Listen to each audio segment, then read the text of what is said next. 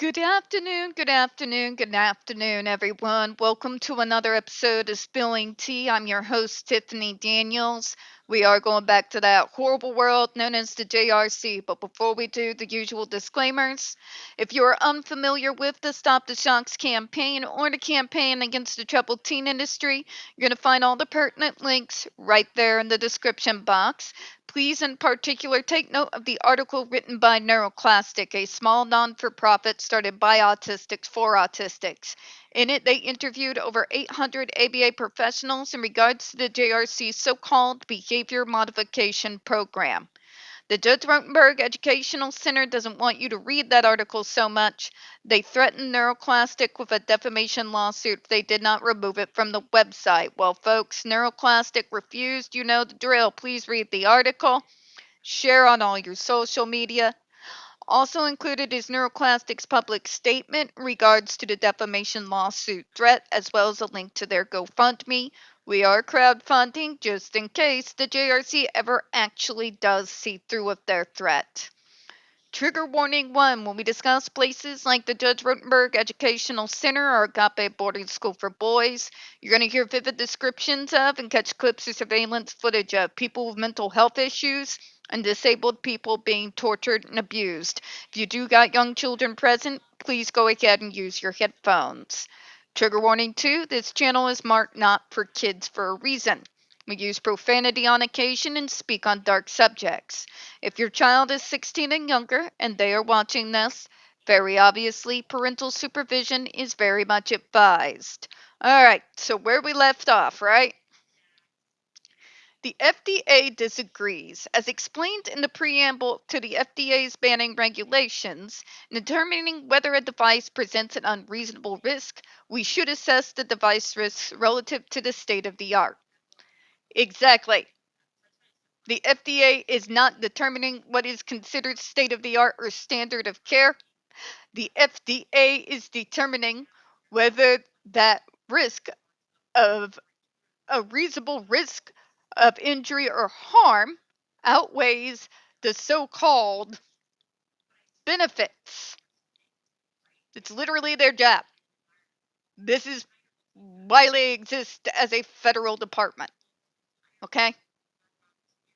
They're not determining what the standard of care is or what the state of the art is.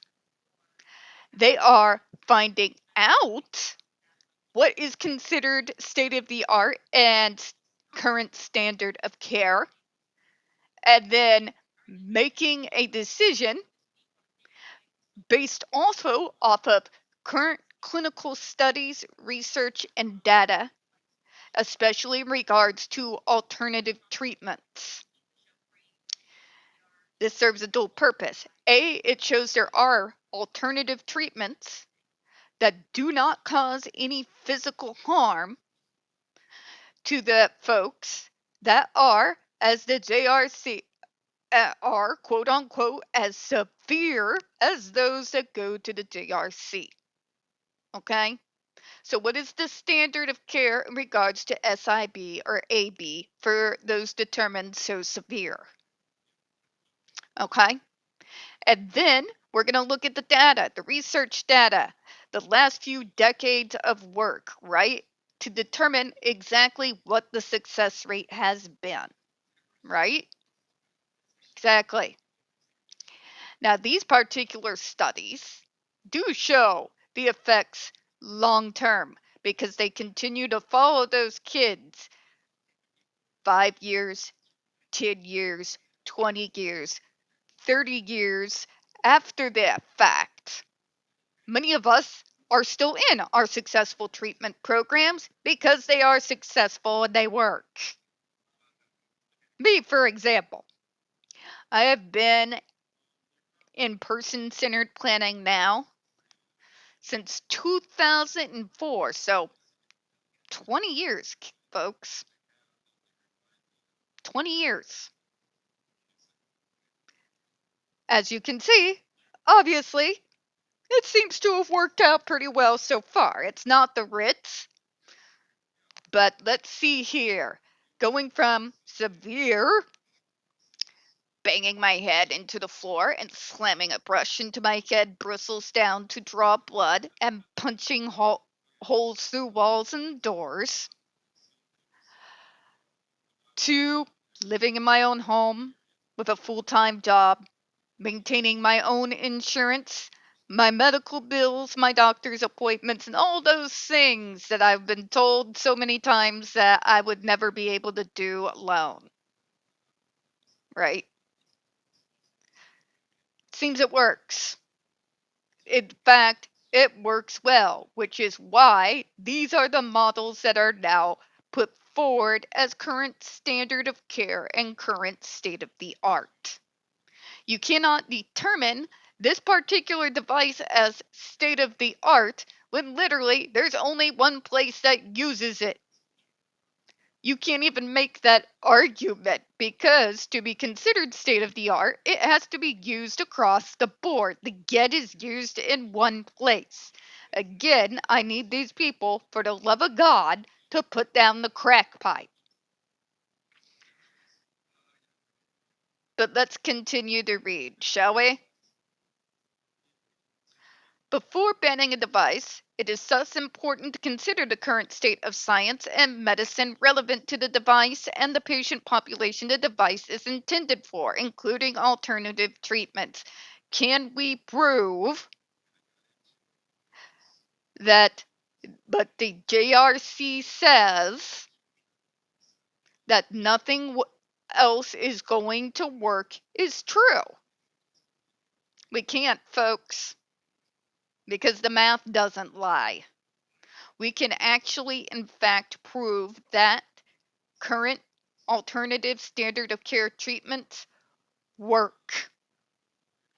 They work with far higher success rates, with clinical studies and research done with all the proper controls and particulars. We can prove longevity due to follow up. Again, 5 years, 10 years, 15, 20, 30 years. Okay? You can't do that with the GED device. Nor can you call a device state of the art when nobody else is using it but you. This does not mean the FDA is playing the role of doctor any more than when the FDA decides whether to approve a medical product. In both contexts, the FDA must determine whether the applicable statutory standard is met. Exactly. Their job is not to determine standard of care. That is up to state and federal medical boards. Okay? What the FDA does is to find out what is considered standard of care. What do those alternative treatment programs look like? What are their success rates? Can they prove long-term changes in regards to these dangerous behaviors? And it's been yes, yes, yes, yes, yes, all across the board. All across the board. The JRC cannot say the same for their device. It's really that simple. We can actually show that we've gotten better results of current standard of care than the GED device does. Because by their own admission, what happens when you take the device off? You can't expect a real long-term change in regards to behaviors if when you remove it, the behaviors return as though they never left. We're going to go ahead and close on that one, folks. We don't get very many views on this channel. The few that we do get do tend to get removed from time to time. You know the drill, folks. Please don't forget to hit the like button, hit subscribe, and please don't forget to hit those comments. I appreciate your time. As always, folks, we here at Spilling Tea hope you have a good one. I'll see you again here in just a few minutes. Bye-bye, everyone.